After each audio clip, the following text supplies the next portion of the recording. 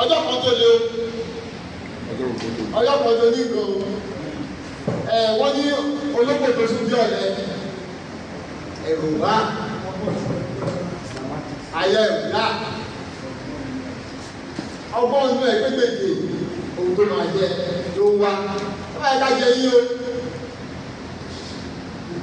ẹ bá yẹ ká jẹ yín o ìyẹn bẹ́ẹ̀ máa kà ní èdè òkú kí gbogbo lé bọ́.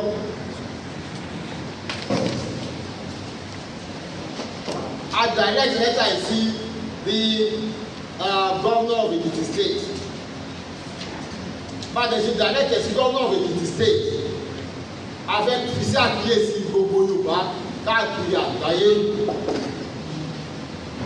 A fi sí àkíyèsí àwọn tó jẹ́ pé àjọ ń pín ìlú lòsì Nàìjíríà. Threat, it is titled Threat to institute the Sharia penal code in Ekiti State to cause a disruption of the peace in Yoruba land. The Yoruba region ally worldwide, in collaboration with all Yoruba self-determination organizations, wishes to bring on notice the purported sitting, the so-called Sharia panel in Ado Ekiti, Ekiti State. Without mincing words, we have I state categorically that this is an attempt to cause chaos, specifically in the Ekiti State and generally in Yoruba land. It is an insidious move that must not be allowed to see the light of day. And by talking about the Ekiti State, don't forget that 2 weeks ago, we were at Oyo State. We were in Oyo town, Oyo àti Ìbàdàn la lọ kátó lọ Ìbàdàn. Ọ̀yọ́ yẹn lọ sọ pé wọ́n ti fẹ́ ṣe sharia court wọ́n máa institute ní on the 11th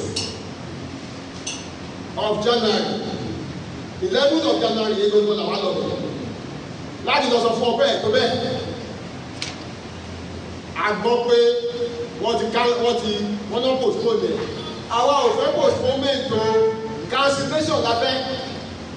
A lọ bá àwọn ibi tó sọ wọ́n ti di ìjọ àwọn tó bẹ̀rẹ̀ wọ́n jáde a tún lọ Ìbàdàn a tún lọ bá àwọn Ìbàdàn a ṣe conference a káàkiri gbogbo Ìbàdàn a fẹ́ ṣàríà bí bá ṣe ń sọ ní ẹ má bínú alàgbà bàbá ṣe ń sọ ní Yorùbá àwọn máa sọ ní 28th of January 2025 Koiki Media will bring the work closer to the Yoruba people are historically